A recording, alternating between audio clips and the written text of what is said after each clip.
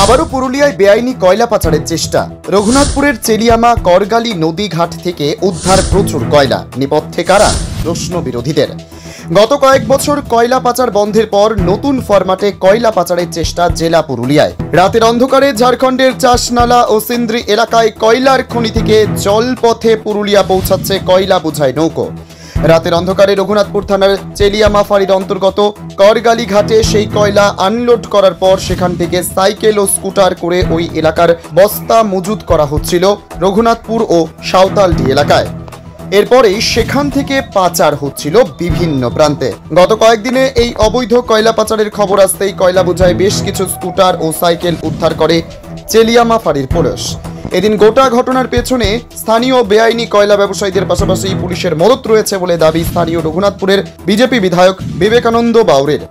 বিশ্বস্ত সূত্রে আমিও জানতে পেরেছি যে চেলিয়ামার করগালি ঘাট থেকে অবৈধভাবে কয়লা পাচার চলছে রাতের অন্ধকারে নৌকা বোঝাই করে। আপনি তো ভালো করেই জানেন যে পশ্চিমবঙ্গের কয়লা চোরদের সরকার চলছে। পুলিশ প্রশাসনের একাংশের মদতে এবং আমাদের যে কয়লা ভাইপো আছে তার সম্পূর্ণ মদতে এই অবৈধ কয়লা পাচার চেলিয়ামার করগালি ঘাট থেকে হচ্ছে। এই বিষয়ে আমি সিবিআই এর কাছে কড়া নজরদারির আবেদন জানাবো, যাতে চেলিয়ামার করগালি ঘাটে কয়লা মাফিয়াদের দৌরাত্ম্য আর দেখা না যায়। যদিও তৃণমূলের রাজ্য সম্পাদক সৌমেন বেলথরিয়া জানান, তৃণমূল সরকারকে বদনাম করতে বিজেপি মিথ্যে দাবি করছে। যদিও এরকম কিছু হয়ে থাকলে পুলিশকে অনুরোধ করব তা খতিয়ে দেখতে। একটা ভিত্তিহীন অভিযোগ করছে। আজকে বিজেপি যদি দেখেন যে ওদের লক্ষ্যই থাকে, ওদের টার্গেট যে কীভাবে প্রশাসনকে কালিমালিপ্ত করা যায়, কিভাবে সরকারকে বদনাম করা যায়।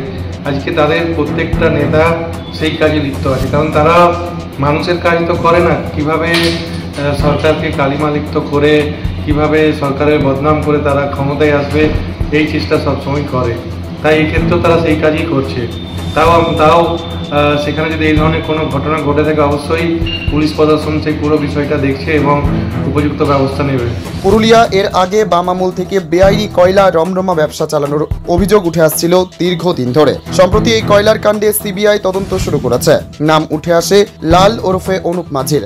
যদিও সেই মামলা চলাকালীন বেশ কিছু বছর কয়লা পাচার বন্ধ ছিল পুরুলিয়ায়, তবে সম্প্রতি কিছুদিন ধরে ফের পুরুলিয়ায় শুরু হয়েছে কয়লা পাচারের চেষ্টা। এখন দেখার এই অবৈধ কয়লার পাচার রুখতে পুলিশ কী ব্যবস্থা নেয়।